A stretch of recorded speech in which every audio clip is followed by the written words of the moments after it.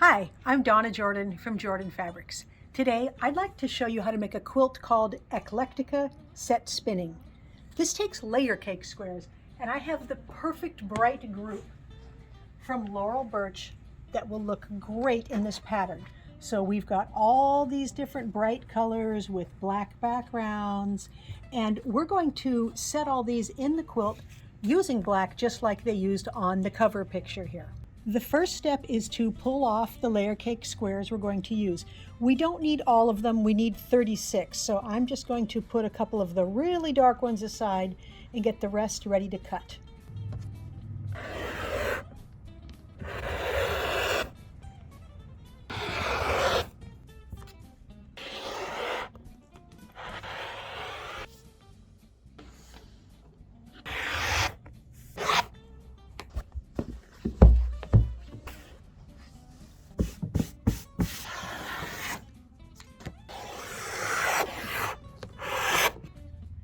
The cutting is all done, and the next step is to take 4 of these rectangles, 4 of these long guys here, and 4 of these to the sewing machine. Now I can't give you all the exact sizes because it's not my pattern, but Pine Tree Country Quilts patterns are very clear and easy to follow.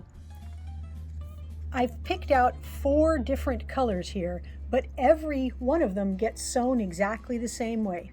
First, we'll add this piece to just one side. And I'm using purple thread here.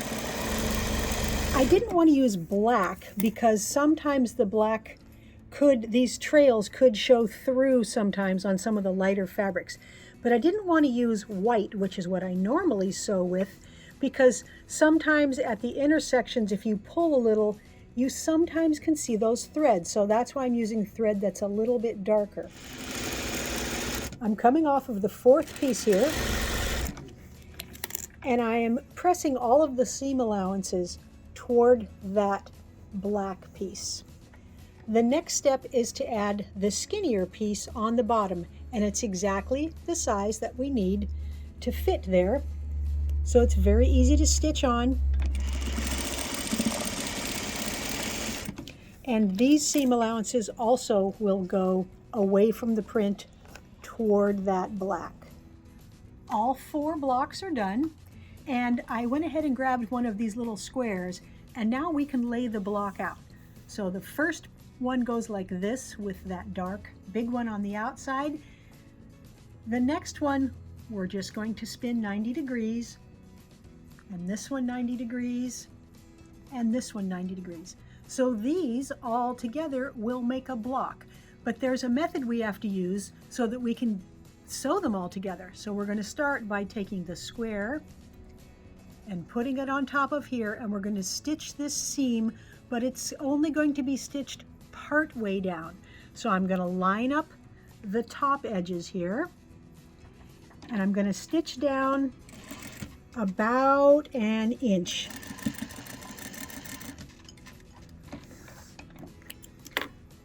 The seam allowance can still be pressed, even though the seam isn't all the way done, toward the center.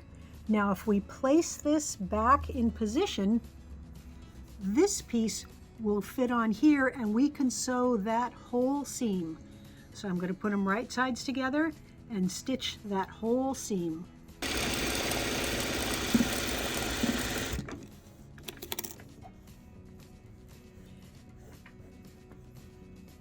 Finger pressing that seam that direction. It doesn't really matter which way you press them. So if we put this back in position now, we can fit this guy on here.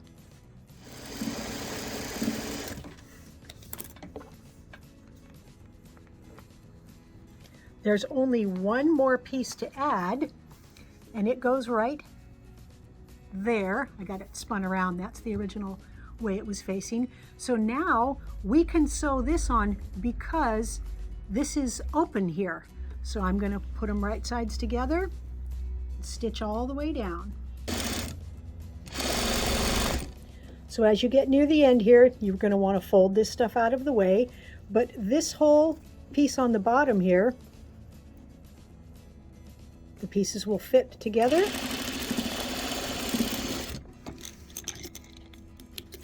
And then there's just one last step, and that's to finish up this seam here. So that's the little partial part we did.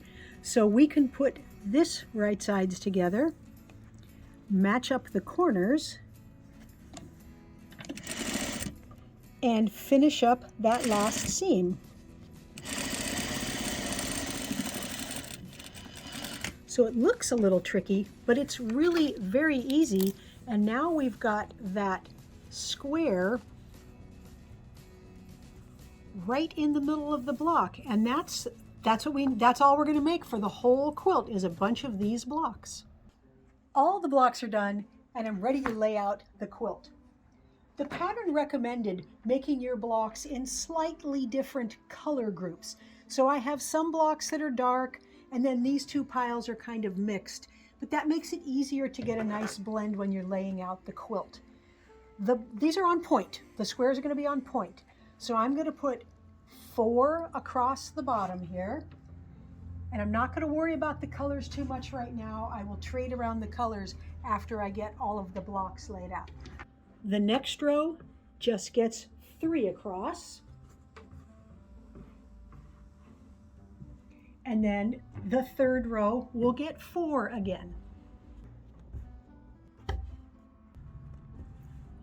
That's all the blocks laid out. And because I haven't looked at the colors too much, I can see now this section here has a lot of, it's got 3 pinks all together, a couple blues all together. So we can spin them around, very easy to move the pink apart, and then we'll just trade this block with something that has different colors like that one. So I'm going to trade around a little bit and make sure the colors are all balanced. All the blocks are laid out, but the edges are not straight. So we're going to use these side setting triangles to fill in all of these big spots around the edges so that we will have a rectangle. And then the corners, which are slightly smaller, those will go in all 4 corners. And the way these are cut, the straight grain on all of these is going to be straight all the way around the edges. That makes it very easy to keep the quilt flat and to sew on the very last little border that we're going to put on.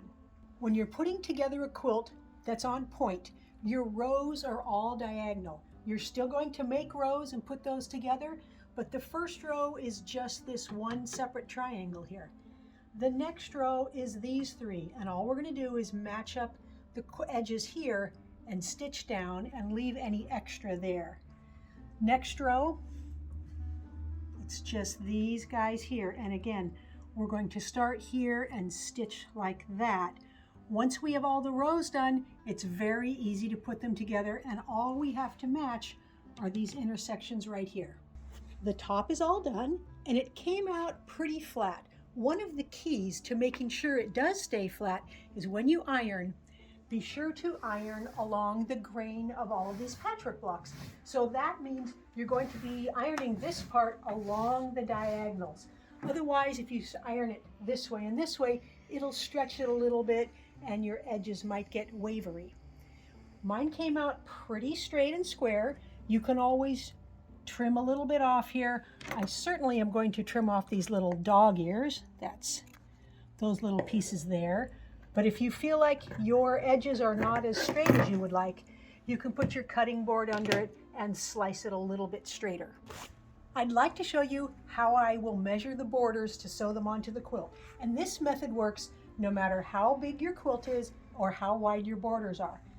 These were all cut the width of the fabric, so they're 45-inch pieces, all sewn together into one long strip. They're ironed, and I'm going to take this and place it about 10 inches in from the edge. I'm not going to put it right on the edge, and I'm just going to smooth it out and lay it down here. And then I'm going to cut it even with the edge of the quilt. The easiest way to cut that even and straight is to fold it in half so that fold is even with the edge there. And then just take your scissors in the middle and cut like that. Now we can move this over to the edge, pin it on, and we will know that it is the right length. the same length as our quilt is. I'm going to do the same thing on the far side. After I have those two borders on, I will do the top and the bottom. The quilt is all loaded on the machine, and we get to pick a thread color. There are so many choices that would look really nice on here. You could go with any of the bright ones, and it's going to show quite nicely. So there's the orange, really pops. Any of these are going to show quite a bit on that black background, but they're not going to show too much in the patchwork. I like the pink and the orange, equivalent. Blue looks good. Now I thought that this purple would be the best choice if I wanted the thread to blend in pretty well, because it shows a little in the black. It's not going to show up there at all. But then I thought I could actually use black. I'm not sure I've ever quilted a quilt in black. This is not going to show at all in the background. And even in the very lightest, brightest ones here, it's only going to show a little bit. I'm going to try black. For the quilting pattern, I'm going to use sticky buns. I like it because of all the little swirls and those little abstract things that stick off. Here, I can show you a little better if I make the pattern big. There's one repeat, so it's going to do that over the whole quilt.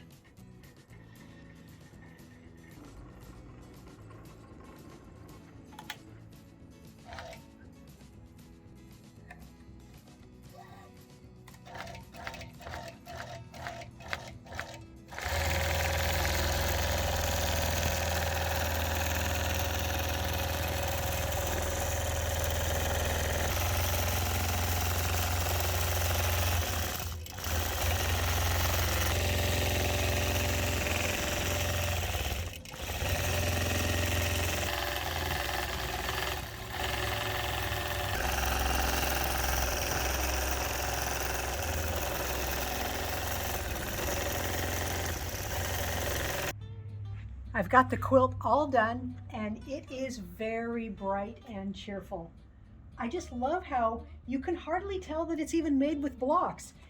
I can't even see where the block is here. I mean, I know it's there because I made it, but it just has a sprinkled effect that just looks great. The quilting, you can see it just a little bit in that green, but it doesn't fight with any of the prints at all, and it looks really good, the texture on that big background. I used a nice orange binding. I think that frames it. And we've got the little paw prints on the back side. It came out 56 by 70. It'd be pretty easy to make a bigger quilt. You could use 2 layer cakes, add another row at the top, a couple more rows on the side. Really a fun, satisfying quilt to make. Thanks so much for watching our video today. We hope you enjoyed it. And if you have questions, you can leave them in the comments and I'll be sure to answer. At the end of each video, we like to do a giveaway. Today's giveaway is a nice big log cabin quilt. These are fabrics from Wyndham called Traveler. And this is it's almost a queen size quilt. And it's very easy to enter the giveaways.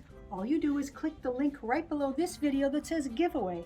Put in your name and your email address, and you might be the next lucky winner. Now, if you like our tutorials, and you want to support us, the best thing you can do is subscribe to our YouTube channel. That really helps us out. Happy quilting!